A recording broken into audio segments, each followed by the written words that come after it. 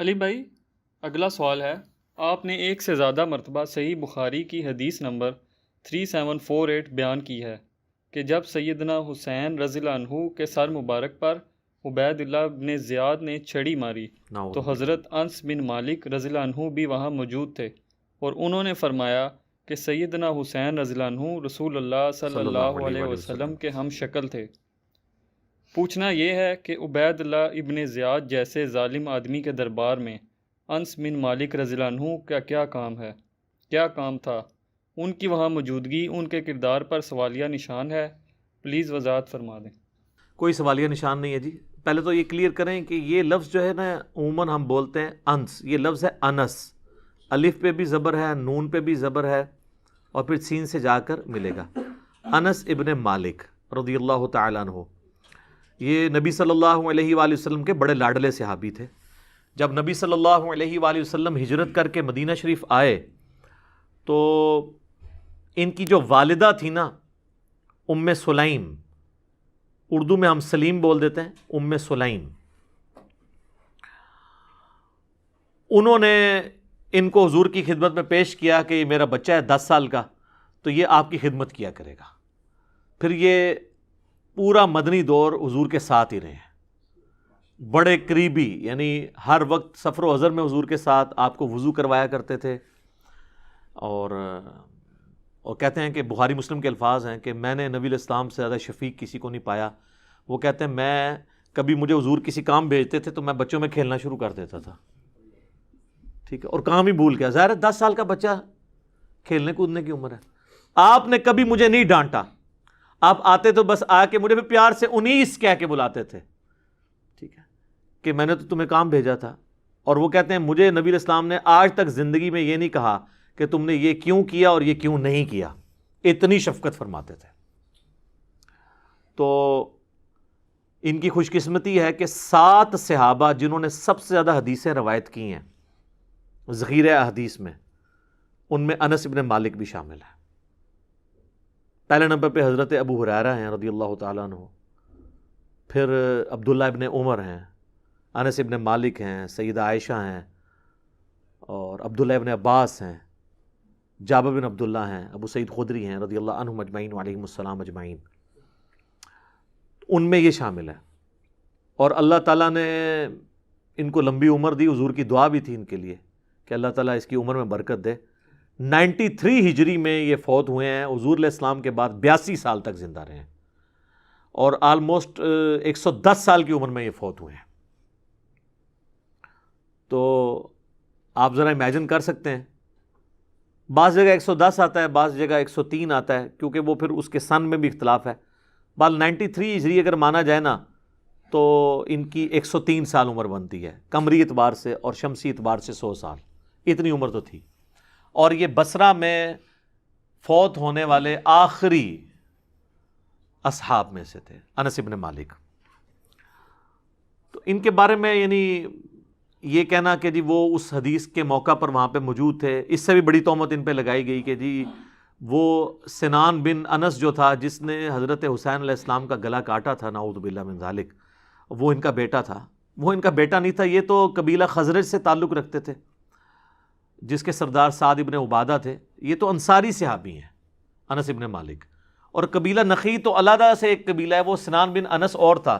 یہ نہیں ہے کہ اب وہ نام اگر ملتا جلتا ہو تو سارے ہی وہ ہوں گے، جس محمد لوکی کلمہ پڑھ دے او محمد، اور ٹھیک ہے نا جی، خالی محمد نام ہونے سے تو نہیں ہو جائے گا۔ میاں محمد بخش اور محمد رسول اللہ، نام تو محمد ہی ہے لیکن فرق ہے۔ تو وہ سنان بن انس بھی ان کا بیٹا نہیں تھا، وہ الگ سے تھا۔ یہ تو بڑے محب اہل بیت تھے، اہل بیت کے چاہنے والے تھے، اور مولا علی حسن و حسین سے بڑی محبت کرنے والے تھے۔ ایک وہ کمزور سی روایت پیش کرتے ہیں کہ جی مولا علی نے انس ابن مالک کو بددعا دی تھی تو ان کو برس کا مرض ہو گیا تھا۔ یہ بات تو صحیح ثابت ہے کہ ان کو برس کا مرض ہوا تھا، وہ تو ویسے کرنی کو بھی تھا، تو مرض تو کسی کو بھی ہو سکتا ہے، لیکن یہ بددعا والی بات ٹھیک نہیں ہے۔ مولا علی سے بڑی محبت کرتے تھے، اس ثبوت میں وہ صحیح بخاری کی حدیث کافی ہے۔ صحیح بخاری کے اندر حسن و حسین والے چیپٹر میں انس ابن مالک کہتے ہیں کہ رسول اللہ کہ سب سے زیادہ مشابہت رکھنے والے سیدنا حسن اور حسین تھے. حضور علیہ السلام کے ہم شکل وہ حسن و حسین کو مانا کرتے تھے. اور جامع ترمذی میں ایک اور حدیث ہے جو حدیث کی ایٹ لیسٹ 30 کے قریب اسناد موجود ہیں مختلف کتابوں کے اندر, اور وہ بڑی مشہور حدیث ہے. اسے حدیث طائر کہا جاتا ہے, پرندے والی حدیث جو ناسبیوں کے گلے میں اٹکتی ہے. مشکات کے اندر موجود ہے مولا علی کے فضائل والے چیپٹر میں. اس حدیث کے راوی بھی انس ابن مالک ہیں. انس ابن مالک کہتے ہیں کہ رسول اللہ صلی اللہ علیہ وآلہ وسلم کے پاس ایک بھنا ہوا پرندہ کسی نے گفٹ بھیجا, تو حضور علیہ السلام کھانے سے اس کو رک گئے اور کہا اے اللہ اس وقت مخلوق میں جو تیرا سب سے پسندیدہ بندہ ہے نا اسے میرے پاس بھیج, میں اس کے ساتھ بیٹھ کے یہ کھاؤں. اب حضرت انس کہتے ہیں میں سوچ میں پڑ گیا یہ بندہ کون ہوگا, تو مولا علی آ گئے اور پھر کہتے ہیں مولا علی نے اور رسول اللہ نے بیٹھ کے وہ پرندہ کھایا. سر یہ ان الفاظ کے اندر قیامت چھپی ہوئی ہے. پیغمبر کی موجودگی میں پیغمبر یہ خواہش کر رہا ہے کہ ایسا شخص جو تجھے سب سے بڑھ کر مخلوق میں محبوب ہے اسے میرے پاس بھیج کہ میں اس کے ساتھ بیٹھ کے یہ کھاؤں. تو مولا علی آتے ہیں. تو یہ حدیث ترمذی کے اندر ہے, اسے حدیث طائر کہا جاتا ہے, پرندے والی حدیث. اس حدیث کا راوی بھی انس ابن مالک ہے. تو وہ اہل بیت سے اگر بکس رکھنے والے ہوتے تو ادھر تیسرا بندہ تو کوئی موجود نہیں تھا. انہوں نے تو حدیث روایت کی ہے, مولا علی نے نہیں روایت کی, نہ رسول اللہ نے بیان کی ہے. یہ انس ابن مالک خود آبزرو کر رہے ہیں اس حدیث کو. تو انس ابن مالک اہل بیت سے محبت کرنے والے تھے, ان کے اوپر جھوٹے الزامات لگانا یہ بالکل غلط ہے. باقی یہ کہنا کہ جی وہ دربار میں کیا کر رہے تھے, بھائی حکمران تھے,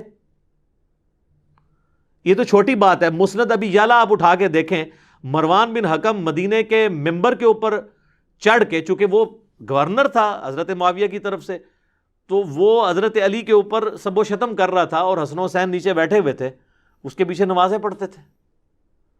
وہ جو ایک پولیٹیکل سسٹم ہے اسلام کا, اس میں کسی طریقے سے بھی اس کو وائلیٹ نہیں کیا کرتے تھے اہل بیت, قانوناً اس چیز کو فالو کیا جاتا تھا. تو حکمران تو تھے نا وہ. تو حکمران اگر کسی کو بلاتے ہیں اپنے دربار کے اندر تو ظاہر ہے رعایا کو تو جانا پڑتا ہے. اس کو تو چھوڑ دیں, یہ چھوٹی مثال ہے. فرعون کے دربار میں بھی تو ایک مومن تھا. قرآن میں اللہ نے اس کی پوری تقریر نقل کی ہے کہ وہ اپنا ایمان چھپاتا تھا. اب آپ کہیں نہیں وہ مومن فرعون کے دربار میں کیا کر رہا تھا, فرعون تو پکا کافر جہنمی, یہ تو پھر بھی کلمہ گو تھے, مسلمان تھے, باقی آخرت کا فیصلہ اللہ نے ان کا کرنا ہے. تو اگر فرعون کے دربار میں ایک مومن ہو سکتا ہے تو انس ابن مالک بھی عبید اللہ ابن زیاد کے دربار میں اگر چلے گئے ہیں, چونکہ وہ گورنر تھا تو وہاں پہ موجود تھے, تو دیکھیں ادھر ہونے کا فائدہ ہی تو ہوا ہے نا. جو آپ نے حدیث بیان کی ہے صحیح بخاری میں, یہ حدیث حضرت حسین ابن علی کے چیپٹر میں ہے, انٹرنیشنل نمبر کے مطابق 3748, کہ جب سیدنا حسین ابن علی کا سر کاٹ کر ایک تشت میں رکھ کے, ایک کھلے برتن میں, عبید اللہ ابن زیاد گورنر کوفہ جو یزید کی طرف سے گورنر تھا اس کے سامنے رکھا گیا. والعیاذ باللہ تعالی. جن لوگوں نے حسین ابن علی اور اہل بیت کو اس طریقے سے شہید کیا ان پہ اللہ کی لعنت, اللہ کے فرشتوں کی لعنت اور تمام لعنت کرنے والوں کی لعنت, آمین. تو اس میں امام بخاری نے الفاظ لکھے ہیں برأس الحسین علیہ السلام, حسین علیہ السلام کا سر کاٹ کر رکھا گیا. اس حدیث میں حسین کے ساتھ علیہ السلام لکھا ہے امام بخاری نے, لیکن سر وہ عربی میں لکھا ہوا ہے. دارالاسلام والوں نے تو عربی سے بھی نکال دیا, لیکن سیدہ فاطمہ کا جو چیپٹر ہے نا بخاری میں دارالاسلام والوں کا, اس میں علیہ السلام لکھا ہے. اسلام 360 میں, مکتبۃ الشاملہ میں آپ چلے جائیں آپ کو عربی پورشن میں نظر آئے گا, لیکن اسلام 360 میں عربی میں علیہ السلام لکھا ہے, اردو میں مولوی گھس گیا اس نے رضی اللہ عنہ کر دیا. sunna.com سب سے بڑی ویب سائٹ ہے احادیث کی کتابوں کی بڑی سائٹس میں سے. اس میں آپ عربی سے اردو اور عربی سے انگلش ترجمہ احادیث کی کتابوں کا رکھا ہوا ہے, اہل حدیث کا. آپ دیکھیں یہاں پہ عربی میں برأس الحسین علیہ السلام لکھا ہوا ہے, اور ادھر انگریزی میں لکھا ہوگا حسین may اللہ پلیز ود ہم, اور حسین رضی اللہ عنہ, علیہ السلام لکھا ہی نہیں ہوا. اور کئی لوگ پھر ہم سے رابطہ کر رہے ہوتے ہیں کہ جناب وہ آپ نے کہا تھا اسلام 360 میں, وہ تو نکلے ہی نہیں ہے. تو ہم ان کو کہتے ہیں کہ اسلام 360 میں آپ عربی میں جائیں, ان کو تو چھوڑ دیں. وہ زائد چیپا بھائی جب مجھے ملنے آئے پہلی دفعہ 24 اگست 2017 کو اسلام آباد, تو ان کی اپنی وہ بنائی ہوئی ایپ ہے اسلام 360, تو وہ جب میں ان کو نمبر بولتا جا رہا تو وہ کہتے ہیں نہیں، میں نے کہا عربی میں دیکھیں، تو وہ بھی سر پکڑ کے بیٹھ کے کہ یار یہ عربی میں اگر لکھا تھا تو ترجمے والے نے کیوں 2 نمبری کی؟ کیونکہ ترجمے والے نے فرقہ بچایا اپنا تاکہ سنی شیعہ دراڑ قائم رہے. اور صرف ادھر نہیں، صحیح بخاری میں 6318 نمبر حدیث میں فاطمہ اور علی کے ساتھ اکٹھا لکھا ہے امام بخاری نے علیہم السلام. اور صرف امام بخاری نہیں، امام ابو داؤد نے کم از کم 12 جگہ پر سنن ابی داؤد کے اندر علی علیہ السلام لکھا ہے. 4646 نمبر حدیث آپ کھول کے دیکھیں ابو داؤد کی، علی علیہ السلام لکھا ہے. اور صرف یہ نہیں، امام ترمذی نے اور امام نسائی نے اپنی حدیث کی کتابوں میں حضرت حسن و حسین والی جو حدیث لی کہ وہ نبی علیہ السلام ان کی وجہ سے ممبر سے اتر کے نیچے آ گئے، اور ایک حدیث میں ہے کہ وہ ان کی اس پہ پیٹھ پہ چڑھ گئے تو نماز لمبی کر دی، اس میں انہوں نے لکھا ہے حسن اور حسین کے ساتھ علیہم السلام. یہ تو ہمیشہ سے لکھتے آئے ہیں. بہرحال اس میں آتا ہے کہ جب سر کاٹ کر رکھا گیا تو وہ چھڑی سے ان کے جو ہے نا وہ کریدنے لگا اور ان کے حسن میں کچھ کلام کیا. تو انس ابن مالک نے کہا اللہ کی قسم، یہ حدیث بخاری میں بھی ہے اور ترمذی میں بھی، اللہ کی قسم حسین ابن علی سب سے زیادہ رسول اللہ کی مشابہت رکھنے والے تھے. اور اس میں الفاظ ہیں کہ اس وقت حسین ابن علی کے سر اور داڑھی میں وسمہ کا خضاب لگا ہوا تھا. وسمہ وہ بوٹی تھی جو کالا کرنے کے لیے استعمال ہوتی تھی. میرا یوٹیوب پہ ایک کلپ بھی ہے کہ آپ کتنی عمر تک داڑھی کو کالا کر سکتے ہیں. بہت بوڑھا بندہ تو نہیں کر سکتا، لیکن 50s کی رینج میں جو ہے نا، 60 سال سے پہلے کیونکہ حضرت حسین علیہ السلام کی عمر 58 سال تھی، تو آپ کالا کر سکتے ہیں. یہ علیحدہ سے ایک ٹاپک ہے، میں نے اس میں دلائل بھی دیے ہیں اور مخالفین کے دلائل کا جواب بھی دیا ہے. تو انس ابن مالک وہاں تھے تو دیکھیں نا، وہ نعوذ باللہ خاموشی تو انہوں نے اختیار کی. صحیح مسلم میں حدیث ہے نا کہ برائی دیکھو ہو سکے تو اپنے ہاتھ سے روکو. اب ہاتھ سے ایک 70 سال کا بوڑھا کیا روک سکتا تھا؟ اگر ہاتھ سے نہیں روک سکتے کم از کم زبان سے روکو. زبان سے تو روک دیا نا انہوں نے، اور اگر زبان سے بھی نہیں روک سکتے کم از کم دل میں برا جانو. لیکن ذالک اضعف الایمان، یہ ایمان کا سب سے کمزور ترین درجہ ہے کہ کوئی شخص برائی کو دل میں برا جانے. انس ابن مالک کمزور درجے پہ نہیں، انہوں نے زبان سے کم از کم ایک پروٹیسٹ ریکارڈ کروایا اور اپنا پوائنٹ آف ویو اس کے سامنے رکھ دیا. تو یہ انس ابن مالک کے اوپر بالکل جھوٹی تہمت لگائی گئی ہے کہ وہ کوئی نعوذ باللہ بنو امیہ کے درباری تھے. ایسا نہیں تھا. ظاہر ہے وہ حکمران تھے، تو وہ حکمران جب بلایا کرتے تھے تو صحابہ کو مجبوراً جانا پڑتا تھا. تو ظاہر ہے وہ حکمرانوں کی اطاعت والا معاملہ تو ہوتا تھا، لیکن جہاں جہاں وہ کوئی غلط چیز دیکھتے تھے وہ ہائی لائٹ کرتے تھے. آپ میرے کربلا والے ریسرچ پیپر میں کئی ایک اصحاب کے اس طرح کے واقعات پڑھیں گے کہ وہ چیزیں ہائی لائٹ کر دیا کرتے تھے. اب یہ ایک پورا ٹاپک ہے، مطلب اس پہ میں اب گھنٹوں بول سکتا ہوں کہ مولا علی نے کس طریقے سے ان بدعات کو ان کی ریمیڈی کی اور دوبارہ سے اپنے دور خلافت کے اندر جو ہے وہ سنت نبوی کو زندہ کیا ہے. ایک پورا ٹاپک ہے، اور میں یعنی اس سے پہلے کہ سب لوگوں کو ایک تشویش ہو جائے کہ وہ کیا چیزیں ہیں، تو یہ میرا ایک ریسرچ پیپر ہے جی، واقعہ کربلا کا حقیقی پس منظر 72 صحیح الاسناد احادیث کی روشنی میں. یہ 72 کا ٹائٹل جو ہے وہ شہداء کربلا کی نسبت سے، ورنہ اس میں احادیث 200 سے زیادہ ہیں. اکثر بخاری و مسلم سے ہیں. یہ عربی میں بھی ہے، اردو میں بھی ہے، ہندی میں بھی ہے، انگلش میں بھی ہے. اور اس میں نے خلفائے راشدین حقیقی کون ہے اس ٹاپک کو کور کیا. اس کے بعد پھر شہادت عثمان کے اصلی اسباب کیا تھے. ایک تو جعلی اسباب ہیں، عبداللہ ابن سبا کے کھاتے ڈالے ہوئے ہیں، میں نے حقیقت بات بتائی. پھر جنگ جمل صفین نہروان ڈسکس ہوئی، پھر صلح حسن ڈسکس ہوئی، پھر حضرت معاویہ رضی اللہ تعالیٰ عنہ کا دور ملوکیت اور اس میں کیا کچھ خلاف سنت باتیں ہوئی وہ میں نے ڈسکس کی ہیں. اور اس کے بعد یزید کی ولی عہدی اور الٹیمیٹلی سیدنا حسین ابن علی رضی اللہ تعالی عنہما وعلیہم السلام کی مظلومانہ شہادت. یہ سارے ٹاپکس میں نے کور کیے ہیں. آپ اس کی سافٹ کاپی مفت ڈاؤن لوڈ کریں ہماری ویب سائٹ ahlsunnatpak.com سے. اگر ہارڈ کاپی منگوانی ہے تو کل یہ 12 کا پیکج ہے. 9 ریسرچ پیپر ہیں انکلوڈنگ اس کے، اور 3 اذکار کارڈ ہیں. ہم آپ کو یہ فری آپ کے گھر بھجوائیں گے. صرف آپ نے TCS کا خرچہ دینا ہے 300 روپیز. صبح 9 سے لے کے شام 5 بجے تک ہمارے اکیڈمی کے نمبر پہ آپ رابطہ کر سکتے ہیں. +923215900162 اکیڈمی کا نمبر ہے.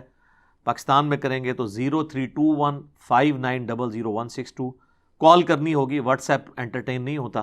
تو آپ یہ تمام ریسرچ پیپرز اپنے گھر TCS کروا سکتے ہیں. 300 کا آپ نے ایزی پیسہ یا موبی کیش کے ذریعے آپ پیسے جو ہیں وہ جمع کروا سکتے ہیں. تو باقی آپ تو پی ڈی ایف کا دور ہے، آپ اس P D F download کریں اور اس کو پڑھیں سافٹ کاپی.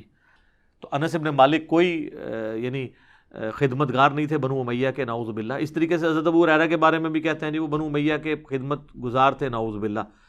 بنو امیہ کے خلاف کتنی روایتیں جو ہیں وہ حضرت ابو ہریرہ بیان کر رہے ہیں. یہ جو روایت ہے مسند ابی یعلا میں کہ نبی علیہ السلام نے اپنی وفات سے چند دن پہلے خواب دیکھا کہ آل مروان کے بندر ان کے ممبر پر ناچ رہے ہیں، اور حضور بڑے غمگین ہوئے حتیٰ کہ ان کی وفات ہو گئی اسی غم میں، اور آپ کو کسی نے مسکراتے ہوئے نہیں دیکھا. اس حدیث کے راوی حضرت ابو ہریرہ ہیں. اسی طریقے سے جو بخاری کی حدیث ہے کہ میں آل قریش بنو امیہ کے ان لوڑوں کے نام بھی جانتا ہوں جن کے ہاتھوں امت کی تباہی ہونے والی ہے، مجھے رسول اللہ نے بتایا تھا. اس کے راوی بھی حضرت ابو ہریرہ ہیں. دلائل النبوہ امام بیہقی کی کتاب میں اور باقی کتابوں میں حضرت ابو ہریرہ کی دعا ہے، اللہ مجھے 60 جو ہجری کے اینڈ تک 70 کی دہائی سے شروع سے پہلے پہلے مجھے موت دے دینا، کیونکہ 61 ہجری میں یہ واقعہ کربلا ہوا. وہ تو بازاروں میں چلتے ہوئے یہ دعا مانگا کرتے تھے. صحیح مسلم میں حدیث ہے حضرت ابو ہریرہ رضی اللہ تعالیٰ عنہ کہتے تھے کہ نبی علیہ السلام نے فرمایا کہ میری امت کا یہ قبیلہ میری امت کی اینٹ سے اینٹ بجا دے گا. تو صحابہ نے کہا یا رسول اللہ آپ ہمیں کیا حکم دیتے ہیں؟ تو آپ نے فرمایا کاش میری امت ان کا ساتھ نہ دے اس وقت. بنو امیہ. یہ ساری کریٹیکل حدیثیں حضرت ابو ہریرہ نے روایت کی ہیں. پھر مسند امام احمد میں، المستدرک للحاکم میں اور کتابوں میں یہ جو حدیث ہے، جس نے حسن و حسین سے محبت رکھی اس نے مجھ سے محبت رکھی، اور جس نے حسن و حسین سے بغض رکھا اس نے مجھ سے بغض رکھا. اس حدیث کے راوی بھی حضرت ابو ہریرہ ہیں. پھر مسلم شریف کی وہ کریٹیکل حدیث جس میں خیبر کے موقع پر نبی علیہ السلام نے فرمایا کل میں اس شخص کے ہاتھ میں جھنڈا دوں گا جو اللہ اور اس کے رسول سے محبت کرتا ہے، اللہ اور اس کا رسول اس سے محبت کرتے ہیں. یہ بخاری میں بھی ہے، مسلم میں، لیکن مسلم میں آگے الفاظ ہیں. حضرت ابو ہریرہ روایت کرتے ہیں کہ حضرت عمر کہتے ہیں کہ مجھے زندگی میں کبھی خواہش نہیں ہوئی تھی کسی منصب کی سوائے اس موقع کے کہ یہ بہت بڑی فضیلت ہے کہ اللہ اور اس کا رسول اس سے محبت کرتے ہیں، لیکن وہ جھنڈا حضرت علی کو ملا، مجھے نہیں ملا. تو یہ حضرت ابو ہریرہ نے اگلے الفاظ حضرت عمر کے حضرت علی پہ رشک کرنے کے الفاظ حضرت ابو ہریرہ نے نقل کیے ہیں. تو ان میں بغض اہل بیت کیسے ہو سکتا ہے؟ جب تکبیرات کی سنت چھوڑ دی تو بخاری مسلم میں آتا ہے بنو امیہ کو حضرت ابو ہریرہ نماز پڑھ کے بتایا کرتے تھے، اور ہر اٹھک بیٹھک پہ اللہ اکبر کہتے تھے سوائے رکوع سے اٹھتے وقت سمیع اللہ لمن حمیدہ، اور 4 رکعتوں میں 22 دفعہ اللہ اکبر کہہ کے اسلام پھیرنے کے بعد انہوں نے کہا کہ اللہ کی قسم میں تم سب سے زیادہ رسول اللہ کی نماز سے واقف ہوں. حضور اپنی وفات تک اسی طریقے سے نماز پڑھتے تھے، کیونکہ بنو امیہ کے لوگ پہلی تکبیر صرف اونچی کہتے تھے، باقی وہ ایکشن سے ٹرانسفر کرتے تھے امام کے. یہ تو پھر یعنی مولا علی نے بنو امیہ کی یہ جو بدعت تھی اس کو ختم کروایا.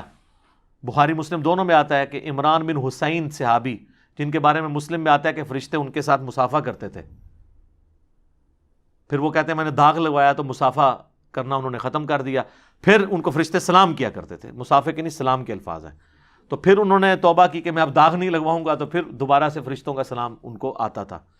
وہ صحابی کے ساتھ ایک تابعی نماز پڑھتا ہے. جب جنگ جمل کے بعد کوفہ جو ہے اور بصرہ کو خالی کروایا مولا علی نے، تو انہوں نے مولا علی کے پیچھے نماز پڑھی. تو وہ صحابی اسلام پھیرتے ہی نا اس تابعی کے نا زانوں پہ یوں ہاتھ مار کے کہتے ہیں کہ آج مجھے علی نے وہ نماز پڑھائی ہے جو رسول اللہ کے پیچھے ہم پڑھا کرتے تھے. رسول اللہ صلی اللہ علیہ وآلہ وسلم ہر اٹھک بیٹھک پہ اللہ اکبر کہتے تھے اور رکوع سے اٹھتے وقت سمیع اللہ لمن حمیدہ. یعنی یہ حضرت عثمان کے دور میں ہی ان کے گورنروں نے نماز کی حالت بگاڑ دی تھی، کیونکہ جنگ جمل کے بعد اگر حضرت علی کسی نماز کو صحیح کر رہے ہیں تو اس کا مطلب ہے اس سے پہلے خراب ہو چکی ہوئی تھی. تو پھر اس کے بعد حضرت معاویہ کا دور آتا ہے، اس میں دوبارہ سے یہ جب نماز خراب ہوتی ہے تو حضرت ابو ہریرہ پھر کہتے ہیں میں تم سب سے زیادہ رسول اللہ کی نماز سے واقف ہوں. تو یہ ان کی قربانی ہے. پھر مسلم شریف میں حدیث ہے کہ مروان بن حکم جو مدینے کا گورنر ہوتا ہے وہ کسی کام سے جاتا ہے تو پیچھے حضرت ابو ہریرہ کو گورنر بنا کے جاتا ہے. تو آتے ہی جناب وہ درباری شکایت لگاتے ہیں کہ ابو ہریرہ نے تو ہمیں نماز میں وہ صورتیں پڑھائی ہیں جمعے کی نماز میں جو علی بن ابی طالب کوفہ میں پڑھا کرتے تھے. یہ شکایتیں ہو رہی ہیں سر. تو مروان نے بلا کے ابو ہریرہ سے کہا کہ یہ تم نے یہ صحیح بات سنی؟ انہوں نے کہا میں یہ علی کی سنت نہیں، یہ رسول اللہ کی سنت ہے. علی جو کچھ کرتے تھے وہ رسول اللہ کی سنت پہ عمل کرتے تھے، تو تم یہ میری شکایت بنائی جا رہی. یہ مسلم شریف سر، مولانا شریف نہیں، مسلم شریف. ہم نے جو لوگوں کا دماغ کھولا ہے، اگر آپ بخاری مسلم پڑھیں نا، آپ پہ نئی نئی راہیں، وہ کہتے ہیں نا وہ معرفت کی باتیں کھلتی ہیں، ان کی تو یعنی جعلی معرفت ہے نا، آپ کو واقعی ریالٹی پتہ چلتی ہے، ایک ایک چیز آپ کو سمیل ہوگی کہ یار یہ یوں کیوں ہے، یہ ایسے کیوں نہیں، یہ ایسے کیوں ہے، تو آپ کو وہ چینز جوڑنی شروع ہو جائیں گی، اور آپ کو پتہ چلے گا کہ بنو امیہ نے جو دین کا حلیہ بگاڑا تھا، اس کی وجہ سے اوائل اسلام کے اندر کتنی مشقتیں صحابہ کرام کو اٹھانی پڑیں۔ تو حضرت ابو ہریرہ ہوں، انس بن مالک ہوں، باقی صحاب ہوں، یہ ماشاء اللہ تعالی شیعان علی میں سے تھے۔ شیعہ یعنی پولیٹیکل ٹرم میں علی کی پارٹی کے لوگ، تو ان کے اوپر یہ بغض اہل بیت کا الزام لگانا کسی بنیاد کے اوپر لگانا چاہیے۔ خام خواہ آپ نے چند ایک باتوں کے اوپر کوئی بات کرنی شروع کر دی ہے تو پھر تو علیحدہ بات ہے، اس کا تو کوئی حل نہیں ہے۔ یہ تو ویسے ہی ہے جیسا کہ مختار سقفی کو سنی جو ہے سنیوں میں گھسے ہوئے ناسبی برا سمجھتے تھے، اس نے قاتلین حسین کو قتل کیا، اور شیعہ اس کو ایکسیپٹ نہیں کرتے تھے، وہ کہتے تھے کہ وہ جی عبداللہ بن عمر کا بہنوئی تھا، ٹھیک ہے نا جی۔ تو وہ یعنی اس طریقے سے تو کوئی مسئلہ حل نہیں ہوتا نا۔ اب کسی کا کوئی رشتہ نکل آیا ہے، کوئی تعلق نکل آیا ہے، یا کسی کے لیے کوئی تعریفی کلمات کر دی ہیں، اس کی وجہ سے پوری زندگی تو زیرو سے ملٹیپلائی نہ کرے۔ تو انس بن مالک رضی اللہ تعالیٰ عنہ علیہ السلام کی زندگی کو بھی زیرو سے ملٹیپلائی نہیں کرنا چاہیے، وہ اہل بیت کے چاہنے والے تھے۔ ٹھیک ہوگا جی۔